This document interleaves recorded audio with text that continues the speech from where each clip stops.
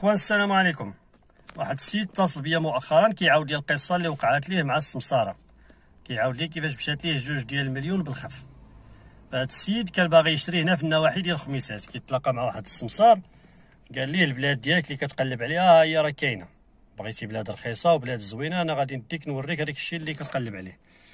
داه فعلا كيساريه، لقى ليه البلاد اللي بغا، لقى ليه البلاد مزيانه وبالمواصفات اللي بغا وكذلك الثمن مزيان. قال لي راه لقى لي قطار ونص، قال لي غادي يديهم ب 15 مليون.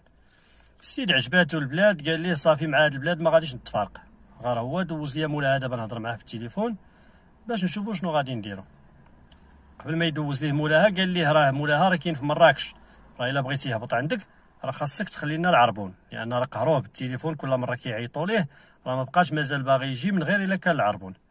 قال لي السيد اللي كيشري، قال السمسار، قال لي دوزوا لي في التليفون نهضر معاه وغادي نعطيكم العربون. شنو كيدير هذاك